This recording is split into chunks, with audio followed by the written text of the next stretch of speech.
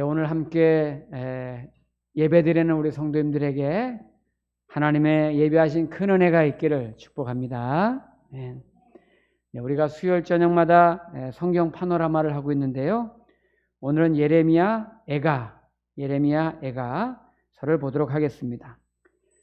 히브리 말로 에가라는 말은 에카라고 발음을 하는데 우리나라 말이랑 발음이 비슷하죠. 에카, 이 말은 슬프다 이런 뜻인데요. 슬프다. 근데 이제 한자로 에가라는 말은 한자로 에가 슬플 애자고 가가 노래가예요. 그러니까 슬픈 노래. 그러니까 예레미야 에가는 예레미야 선지자, 예레미야 예언자가 부르는 슬픈 노래.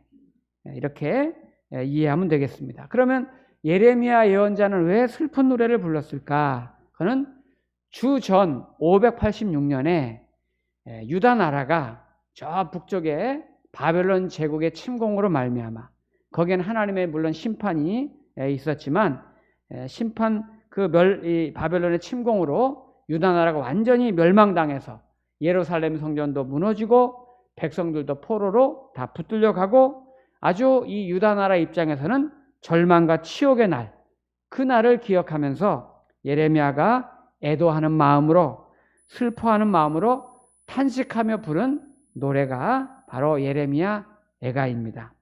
그런데 이 에가서를 이렇게 쭉 연구하다 보니까 특이한 게 있어요. 다른 구약 성경에 비해서 특이한 게 있는데 뭐냐면은 예레미야 에가는 1장부터 5장, 5장까지 있는데 그 중에 이 한 장 한 장이 다 시예요. 한 편의 시. 1장도 한 편의 시, 2장도 한 편의 시, 5장까지 다 한 편의 시인데 1장, 2장, 그 다음에 4장, 5장.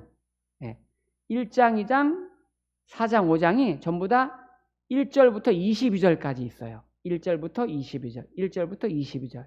그렇게 있단 말이에요. 의도적으로 그렇게 쓴 거예요. 보니까 원문에 보니까 왜 그렇게 썼나 봤더니 히브리어 알파벳이 22개예요.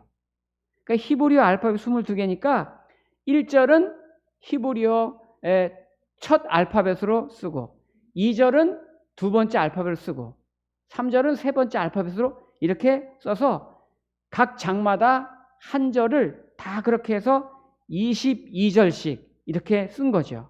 그러니까 우리나라로 말하면 가나다라 마바서 이렇게 해서 가지마오 나를 두고 가지마오 다 가도 당신은 안 돼요. 뭐 이렇게 뭐 그런 식으로 이렇게 지금 쭉 이게 시를 쓴 거예요. 그러니까 좀 이런 거를 이제 우리가 이제 아크로스틱 구조라고 보통 이제 말하는데요.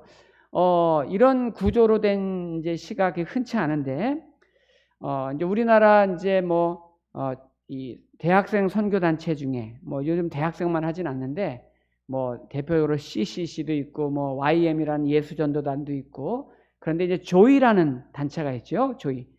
조이라는 단체가 있는데, 우리 교회 성도님 중에 한 분도 대학생 때 활동했다는 얘기 제가 들었는데, 이 조이는 우리가 기쁨으로 이제 알고 있는데, 사실 이 조이라는 선교단체는 그 한자 알파벳에 대한 이제 철학을 가지고서 이 조이 단체를 만든 거죠. 조이에서 J는 Jesus first. 예수님이 첫 번째다. 내 인생 가운데 예수님이 첫 번째로 모시고 산다. 그 말이고, 그 다음에 O는 이제 others. 첫 번째 예수님, 그 다음에는 타인, 이웃, 다른 사람. 그리고 마지막 Y는 you. 세 번째가 나라는 거예요. 그러니까 첫 번째는 예수님, 두 번째는 다른 사람, 세 번째가 나. 이게 선교단체 조이의 이 철학이거든요. 그렇게 해서 이제 이걸 따서 이제 그 단체를 만들었는데 이걸 이제 아크로스틱 구조다. 이렇게 이제 설명을 가끔 하죠.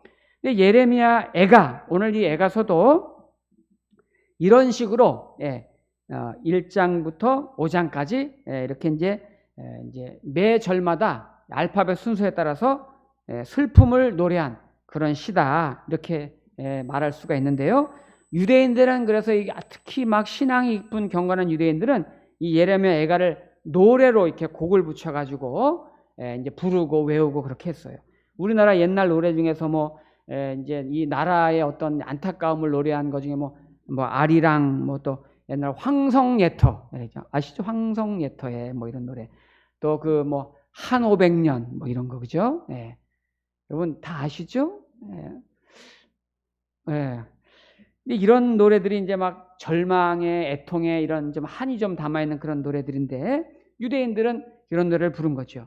근데 아까 말씀드린 대로 1장, 2장, 4장, 5장은 그렇게 22절 돼 있는데 중간에 3장은 66절이에요. 66절. 예. 그러니까 22절에 3배죠. 그죠?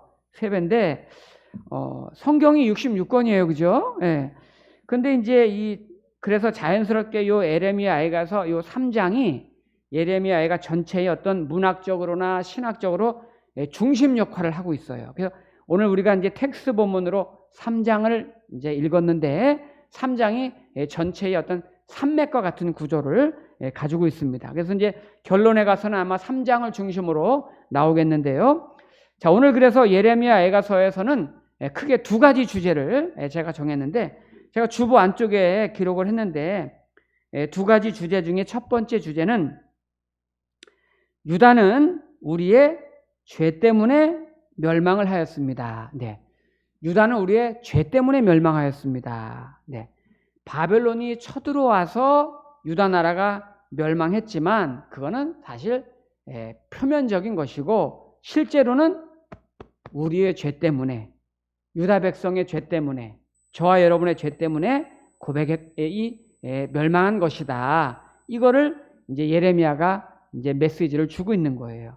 자, 일단 배경을 먼저 한번 보면 예레미야 애가 우리 1장 1절을 한번 가보겠습니다.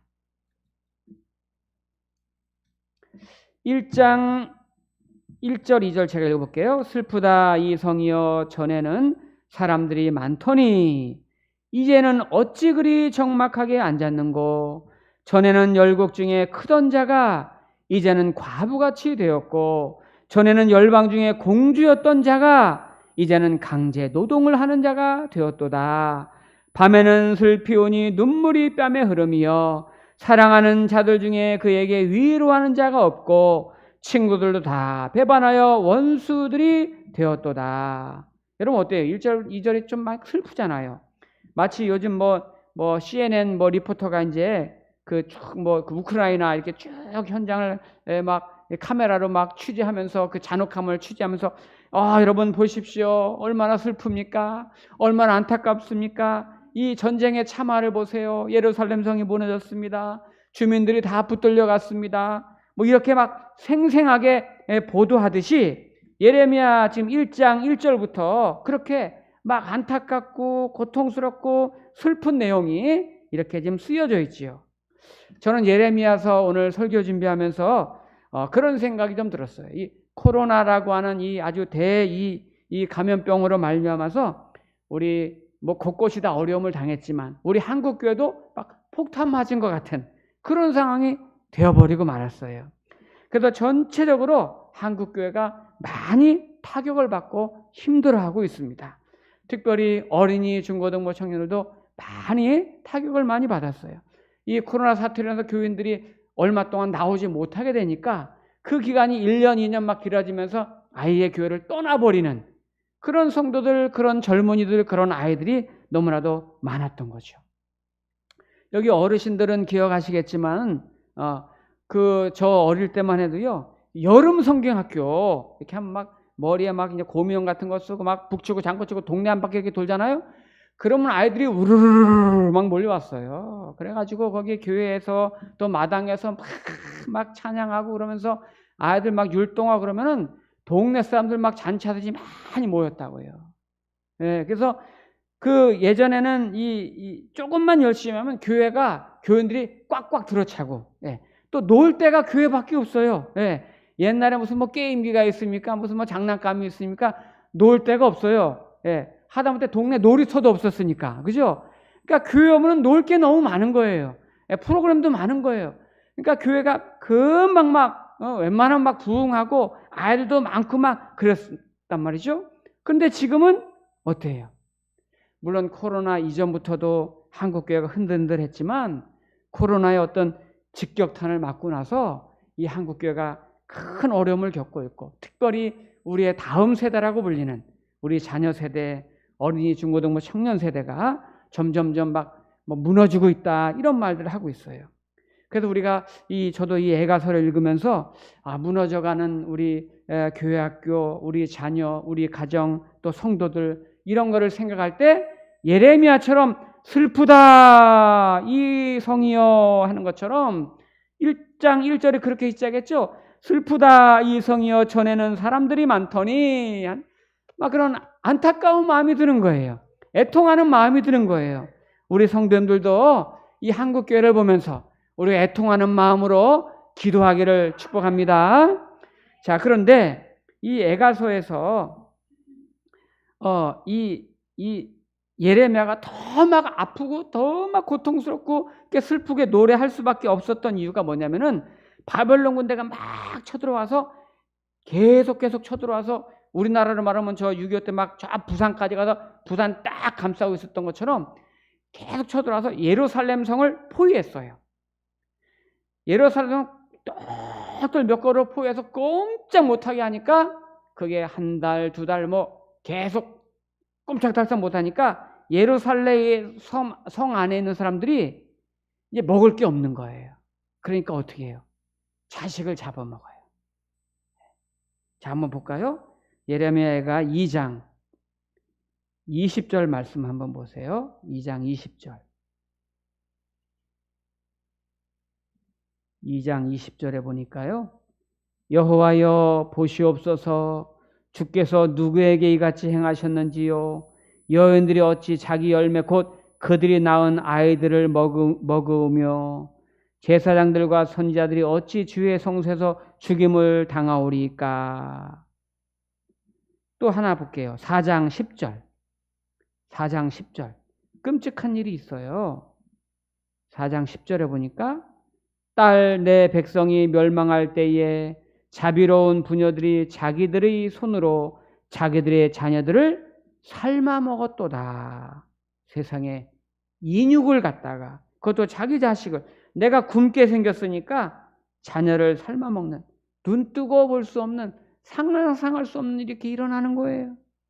이런 모습을 볼 때 예레미야가 너무너무 슬프니까 이렇게 슬픈 곡조로 애통하면서 노래하는 게 예레미야 애가예요. 얼마 전에 지금 우크라이나랑 러시아 전쟁 중이잖아요. 그 몇 달 전에 이렇게 신문 이렇게 보니까 우크라이나 이 백성들이 이제 국민들이죠. 예. 국민들이 막 나도 전쟁터 나가겠다고 나도 전쟁터 나가겠다고 막 나갔잖아요. 근데 그 중에 아주머니 한 분이 전쟁터에 이 주부가 살림만 하던 주부가 나도 나라를 위해서 싸우겠다고 나갔는데 이 주부는 12남매를 두고 있는 주부였어요. 근데 나라를 위해서 나도 싸우겠다고 나갔는데 얼마 못 싸우고 돌아가셨어. 전쟁에서 전사를 한 거예요. 근데 그 12아이들 너무 어린 아이들이야 전부 다. 어떻게 해요 그 아이들. 이게 전쟁의 참혹한 비극이죠.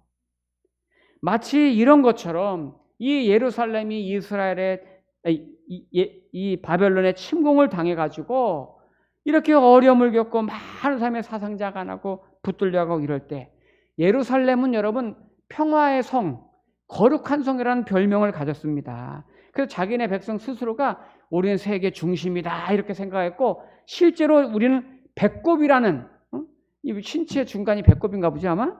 자기네는 스스로 우리는 배꼽이라는 단어를 표현해서 우리가 세계 배꼽이 이런 표현을 썼단 말이에요.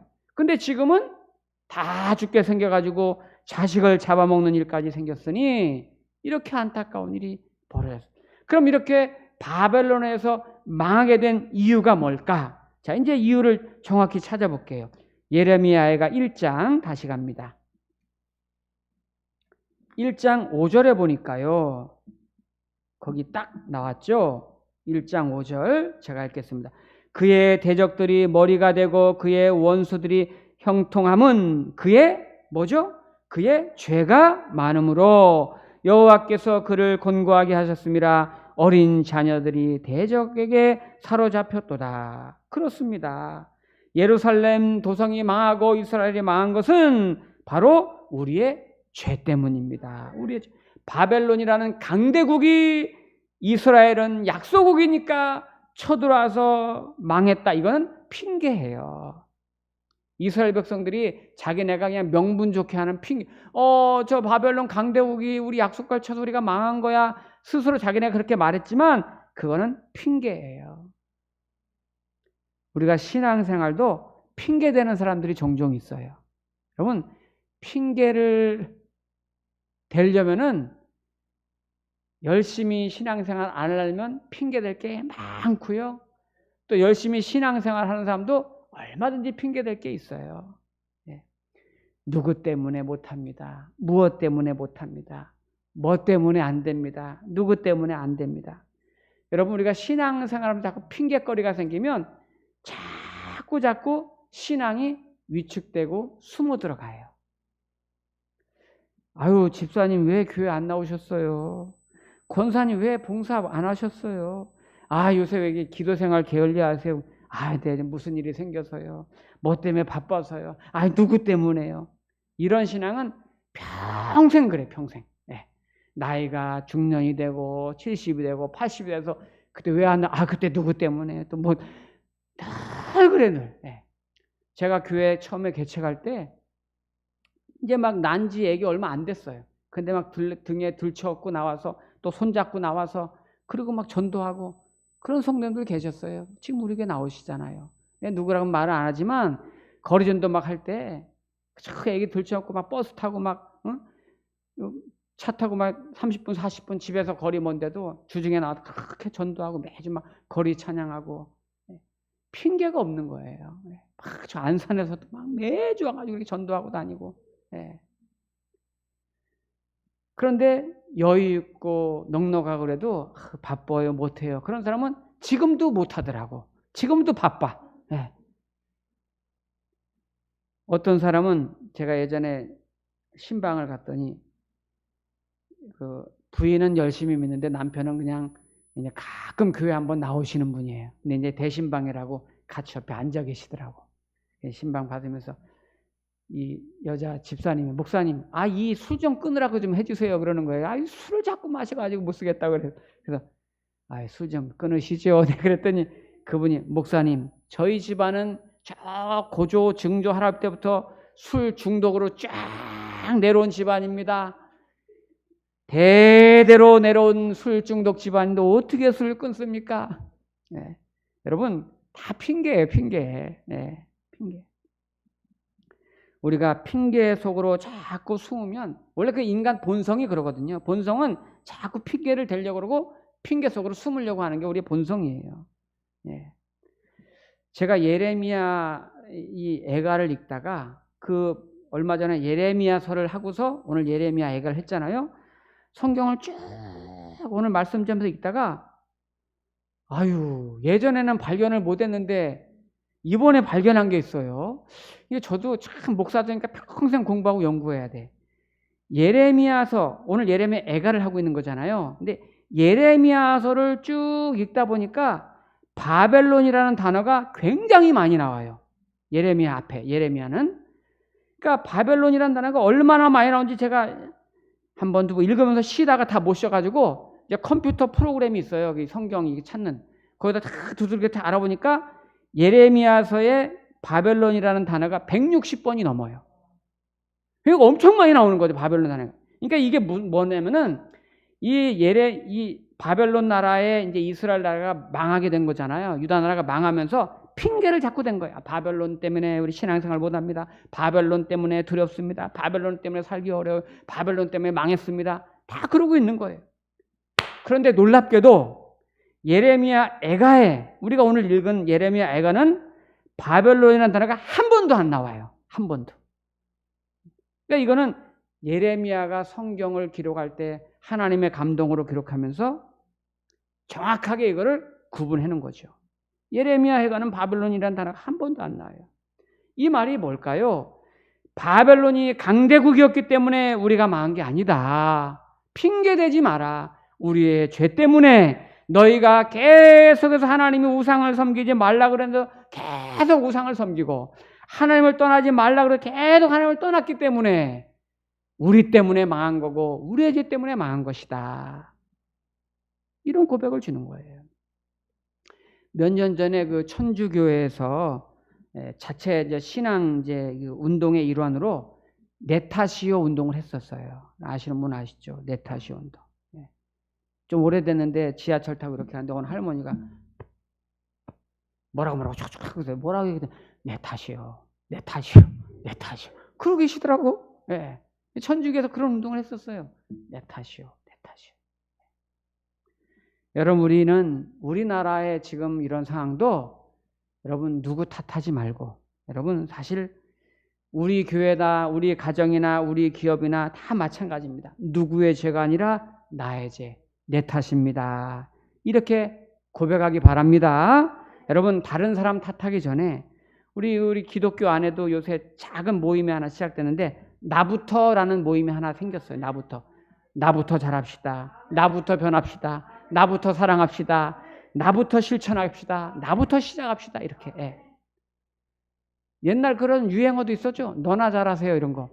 여러분, 다른 사람 생각하지 마세요. 나부터 신앙생활 잘하고 나부터 기도생활 잘하면 되는 거예요. 자, 우리 오늘 또 한 가지 두 번째 메시지는 뭐냐면요. 하나님의 심판에도 불구하고 소망이 있습니다. 네. 하나님의 심판에도 불구하고 소망이 있습니다. 하나님께서 지금 바벨론에 의해서 이 유다를 책망하기 위해서 하나님을 자꾸 떠나니까 우상을 숭배하니까 이제 이 바벨론을 침공하도록 했잖아요. 그럼에도 불구하고 소망이 있다는 거예요. 내가 나를 바라볼 때, 우리가 우리를 바라볼 때는 소망이 없어요. 그러나 하나님이 나를 바라볼 때는 소망이 있는 줄 믿습니다.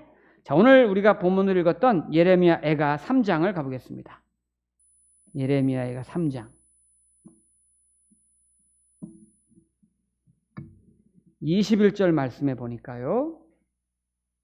3장 21절 이것을 내가 내 마음에 담아두었더니 그것이 오히려 나의 소망이 되어 싸움은 그 앞에 이것이 뭡니까? 그 앞에 고초와 재난과 그런 낙심과 이런 것들, 그런 것 때문에 힘들었는데 그것이 오히려 나의 소망이 되어 싸움은 여호와의 인자하심과 인자와 긍휼이 무궁하심으로 우리가 진멸되지 아니함이니이다. 자, 우리 23절 중요한데 같이 한번 읽어볼까요? 시작. 이것들이 아침마다 새로우니 주의 성실하심이 크시도소이다. 아멘. 참, 이 말씀이 저는 너무 좋아요. 아침마다 새로우니 주의 성실이 크시도소이다. 여러분, 저와 여러분은 아침마다 새롭지 않습니다. 우리는 아침에라도 똑같아. 근데 하나님은 안 그래요. 우리는 아침에라도 늘 부끄럽고 늘 죄스럽고 변함이 없는데 우리 주님은 아침마다 새로우세요. 그러니까 아침마다 우리를 새롭게 대하신단 말이에요. 아침마다. 그러니까 우리가 애통해하면서 주님 앞에 나오면 주님은 또 받아주시고 품어주시고 우리의 죄를 기억지 아니하시고 또 안아주시고. 그러니까 우리가 주 앞에 아침마다 새롭게 나갈 수가 있는 거예요. 주님, 어제 제가 이거 잘못했습니다. 그래 하고도 받아줘. 또 그 다음 날도 주님, 제가 잘못해서 그래 받아줘. 주님이 너 또 했냐? 이런 게 한 번도 없어요. 주님은. 우리 사람은 또 했구나. 우리 사람은 그래. 근데 주님은 안 그래요. 주님은 날마다 새롭게.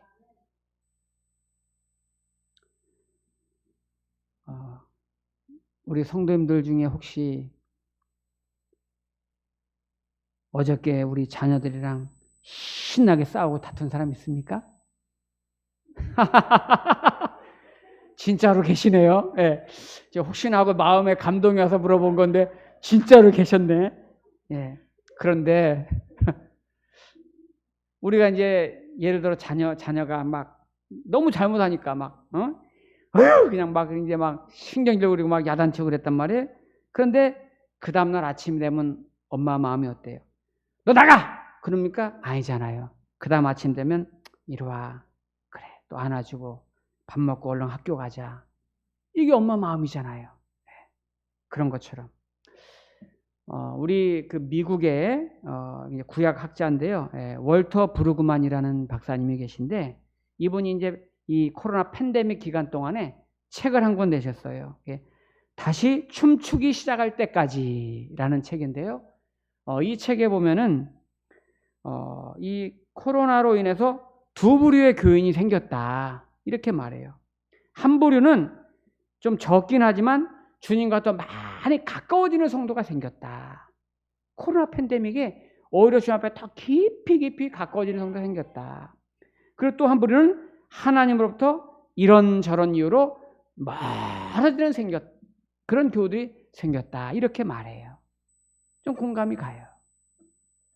그러면서 이 월터 브루그만 박사가 코로나로 말미암아 이 두 가지 신학적인 통찰을 거기다 기록을 했는데요. 두 가지, 하나는 뭐냐면은 이 코로나를 통해서 하나님의 거룩한 목적을 우리가 발견할 수 있어야 된다는 거예요. 우리 성도들이라면은 이 세상에 일어나는 일은 결코 우연이 없다는 거예요.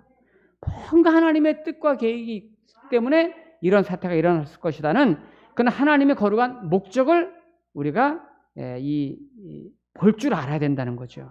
예를 들면은 이제 출애굽 시대에도 이스라엘 백성들이 애굽에서 막 400년 넘게 막 종살이 할 때 어느 날 갑자기 모세가 막 일어나 가지고 이스라엘 백성들이 나가야 된다 막 이러잖아요. 그때 10가지 막 재앙이 일어나잖아요.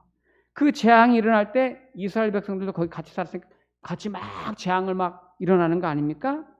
그럴 때 이스라엘 백성들도 놀랬을 거예요. 이게 무슨 일이야? 세상에 지금까지 없었던 전무후무한 이런 재앙들이 왜 이렇게 일어나고 막 갑자기 막 파리떼가 막 나타나고 막 이가 막 나타나고 세상이 막 깜깜하게 어두워지기도 하고 막 이런 재앙들이 막 나타나는 거 아닙니까? 얼마나 놀랐겠어요. 그런데 이것이 이 10가지 재앙을 통해서 바로 이 애굽 왕의 그런 교만함을 꺾어버리고 또 이스라엘 백성들은 완전히 하나가 돼가지고 이 구원하시려는 그런 계획이 있었잖아요. 마치 그런 것처럼. 그리고 이제 또 한 가지 이 박사님이 이제 이 코로나를 통해서 또 한 가지 이제 이분이 보는 견해는 하나님의 이 거룩성, 즉 하나님을 정말 더 진실히 믿고 더 믿음을 지키는 그런 남은 자들을 하나님이 모으실 것이다. 이렇게 말을 해요. 좀 공감이 갔어요.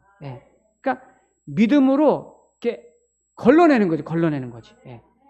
얼마 전에 알곡과 쭉정이 가라지 설교한 것처럼 그러니까 이런 고통과 재앙과 이런 역경이 이렇게 지나가면서 믿음이 흔들리고 막 무너지고 그런 사람도 있지만 견고하게 거룩하게 믿음을 굳게 붙들고 남은 자들이 있을 거라는 거예요.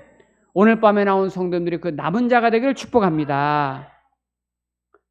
야고보서 4장 8절에 보면 하나님을 가까이 하라 그리하면 너희를 가까이 하시리라 이렇게 말씀하세요. 주 앞에서 낮추라 그리하면 주께 너희를 높이시리라 이렇게 말씀하세요.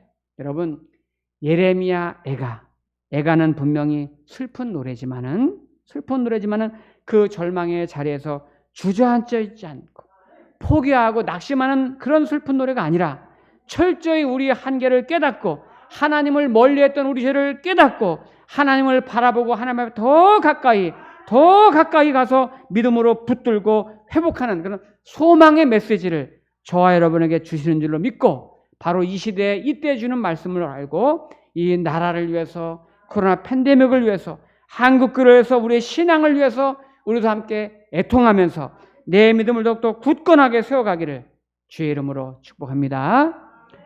기도하겠습니다.